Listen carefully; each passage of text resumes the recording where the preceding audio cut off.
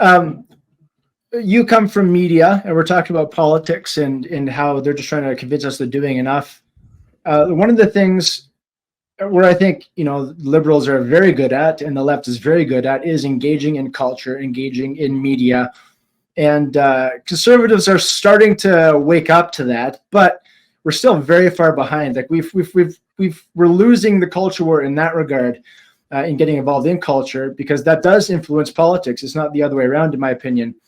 And recently, like, you have your Daily Wire, but it's basically like media for boomers. It seems you have a couple of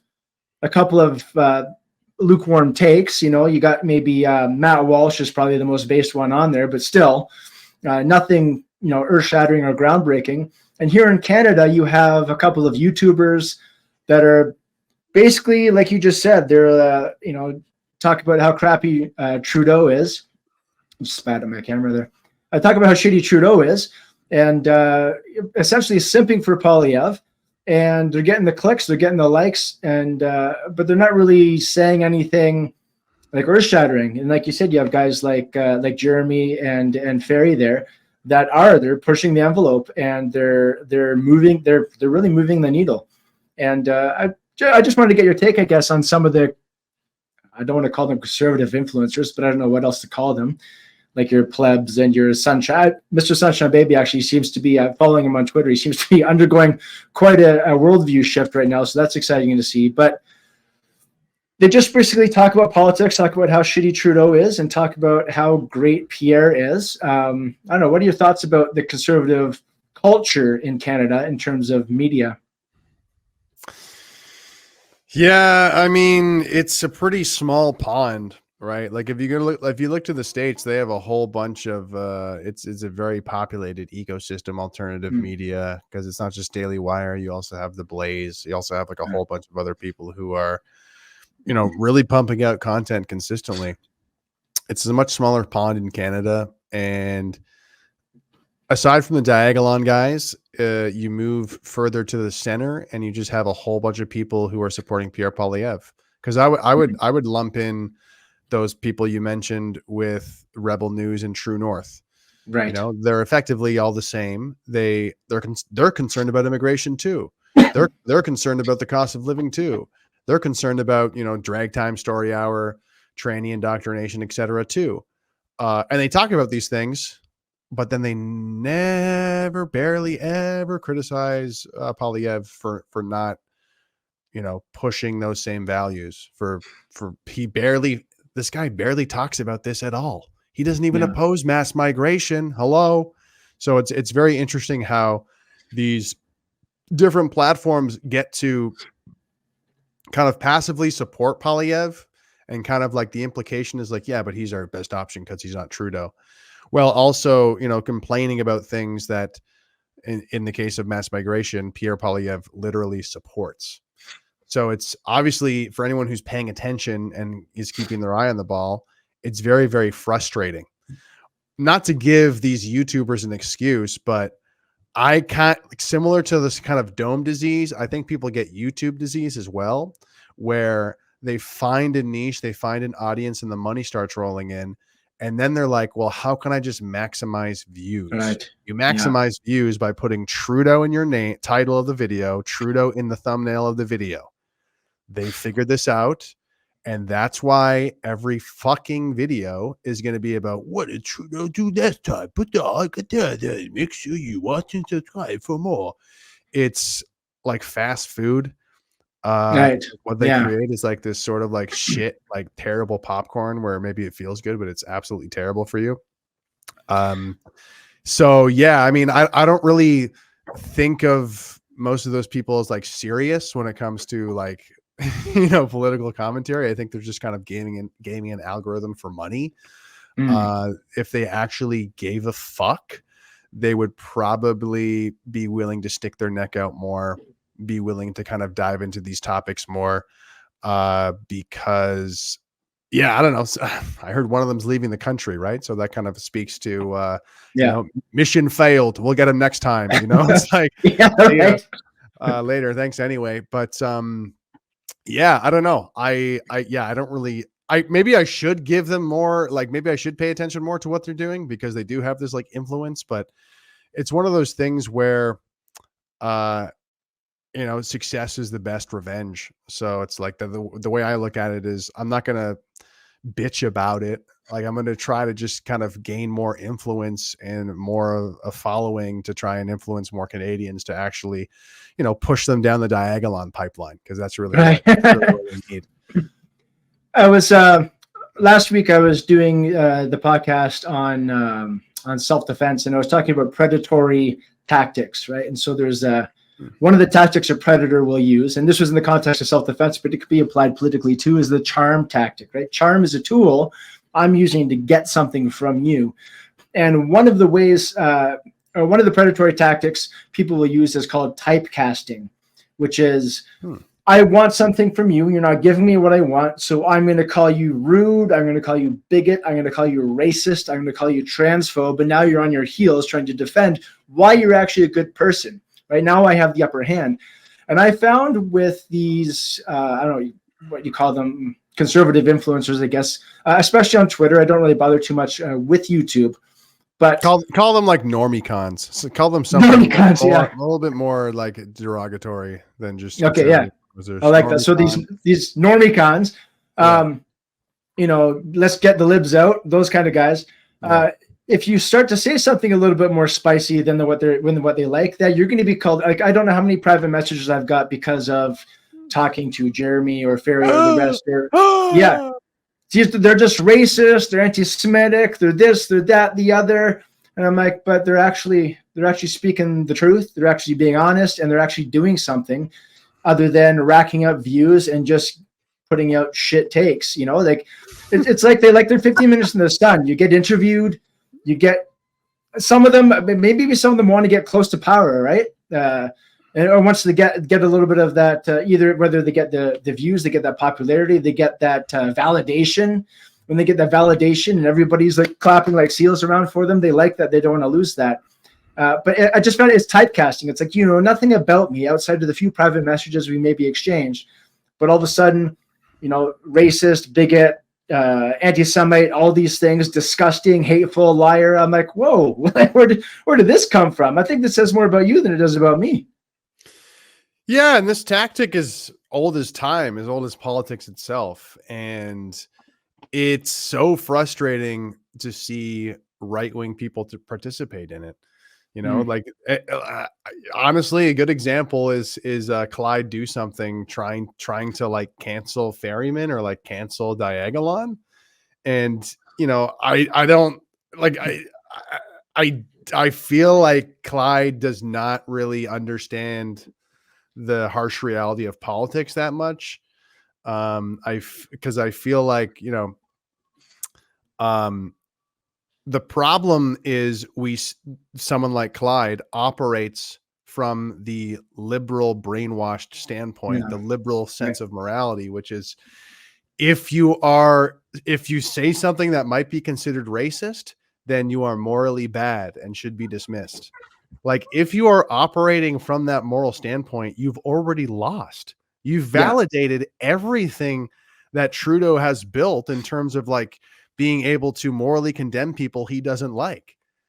That's effectively, what you do when you enforce this same standard of, that might be called racist, or, well, that's actually saying that about trans people is actually homophobic or actually transphobic. I don't care needs to be the response. Yeah. Anybody who actually wants to help this place out, say, I don't care that you called me one of these names. And it's very sad to see someone like Clyde, who does have a large platform, participating in this exact same moral grandstanding that was popularized and kind of like used as a moral authority by Trudeau. Like this is the whole problem. If you think that we can like save the country and not be racist, you're stupid. You're dumb. Like you don't understand, where things are headed, what's going on. You don't know your ass from your elbow, in my opinion. But hey, Clyde, if you're listening and if you want to do a debate about this, I'm more than game to talk about it. But that I watched that kind of back and forth between with Clyde and Ferry, and it was very interesting because you know, I do feel like Clyde's mindset was a perfect sort of example of the problem, which is people who want to save the country, want to stop Trudeau, but they are still a liberal. Like they're still like brainwashed in the liberal mindset. And I forget if Clyde necessarily said this, but he basically implied like any version of like white people looking out for other white people is like bad. Like anytime that like white people think of themselves as like a group is like, holy fuck, like you literally want to kill blacks. Like that's like the actual sort of belief that that like liberal brainwashed people have. And it's like it's so crazy because you could like show them slides and it's like, hey, these black people are looking out for fellow black people. How do you feel about this? Good. Hey, these Asian people are looking out for fellow Asian people. Good. Jewish people looking out for fellow Jews. Good. Palestine's looking out for fellow Good. White people looking out for fellow white people. Ah, no, it's Hitler. No, it's horrible. It's the worst thing ever. It's like, it's sad because there's a lot of people who have been convinced into this thinking. And, you know, trying to reverse it is not going to be easy. It's not going to be, it might be fun, but it's not going to be simple. It's going to be painful. And yeah, getting called a racist is like par for the course, obviously. Yeah. You know? When you objectify your demons, you rob them of their power. Like Diagon to me is like the embodiment of the Chad yes meme. But are you saying this or you're yes, just owning it. Yeah. You know, when I first got introduced to the community, they would affectionately call each other bigot. Like they just own the term. Okay, yeah, bigot. So now what? And it just robs the word of all of its power. And I just think that's a great tactic. And anyone, by the way, and anyone, I think of Clyde, I think of others that kind of go after them. Rachel Gilmore's another famous one. But she's coming from a clearly left perspective. Like she doesn't make any bones about that. But they're famous. Oh my god! if you're trying to enter an internet war with them, you're basically going to you're bringing a knife to a gunfight, and it's not going to go well for you. With Egalon? Oh yeah. Yeah. You can't tell me they're the greatest at memes for sure. Well, and they're basically like, you can't control me. I don't prescribe to your bullshit rules of political correctness. Yeah. Go fuck yourself. So it's like, yeah, they're going to get destroyed because everybody else literally thinks like, well, if I say the wrong thing, you know, it's so funny to watch people who are not even of the left, but like centrists trying to form their opinion in 2024 and not offend anyone. Yeah, like right. They will say so much, and well, this and you have to consider that, but and like they do all of these excuses, walking on eggshells, and it's like, do you even have an opinion? Like I lost it in that word salad of you trying to like make sure you don't offend anybody. Yeah, it's but that's, you know, it is the reason why it's one of the big strengths and opportunities that people like us have. You know, not giving a fuck about political correctness is huge. And you know, you can see it with like a good example would be the popularity of Nick Fuentes and the Groypers in the States. Right. He's a younger guy. He's only in his mid-20s. And if you look on TikTok, kind of in the same vein of like Generation Z or like younger generations, sure, some of them are totally brainwashed, liberal, tranny freaks. But some of them are really not. And they're like, you know, super Christian. They're super want to have a family. They're rejecting political correctness like very automatically, and that gives me a lot of hope because you know, the children are the future, and they're really growing up to. I don't think there's any sort of like special. It's just an organic thing that's happening. It's the same thing of when like the rock and roll era was like sex, drugs, rock and roll, like rejecting the sort of like Christian normative sort of, you know, you need to be Christian, you need to be a good person. It's like now the kids grew up and said, fuck you, I'm going to, you know, pierce my ear and listen to Black Sabbath. I don't know. But the same sort of thing is like, hey, you have to be, now it's like, you have to be gay. You have to be a fucking, you know, you have to love I don't know, yeah, they'll love like black people, whatever. I don't know what it's like from their perspective, but they're basically like, hey, fuck you. I'm going to be racist. I'm going to be a badass. I'm going to, Right. do whatever I want. So it is going to be, we actually live in a very exciting time. So I'm actually kind of excited to see what happens next. I And can't it's remember. good. I'm in a good mental state because the pitiful state of our country, I'm kind of finding it funny again. So Oh, that's good. yeah, it's good. It's I good. can't remember who said it. It was on Twitter, and I just read it. And of course, you try to find something on Twitter, and good luck finding it unless you bookmarked it already. But it was the next generation of conservatives are going to make Trump look like moderate, and that's basically the concept. It's just look what's happening in Europe and what's happening all over the English-speaking world. And yeah, man, the next generation of people coming up on the right is gonna shock a lot of people, I think. Absolutely. Yeah. There's going to be a lot, no offense to like older people, but there's going to be a lot of older people who are like clutching their pearls and be like, oh, I can't believe this young person said this. And yeah, I'm here for it. I'm excited for it. I think it's kind of only natural. I think that this sort of brainwashing of, I mean, in a sense, it's like they're almost trying to guilt trip white people out of existence. You know what I mean? Right. Like yeah. Oh yeah. So like people are waking up to that, and there's obviously going to be some sort of reaction, cause and effect to this, especially as it's becoming a more mainstream, more like socially acceptable thing to talk about and be aware of and to fight back against.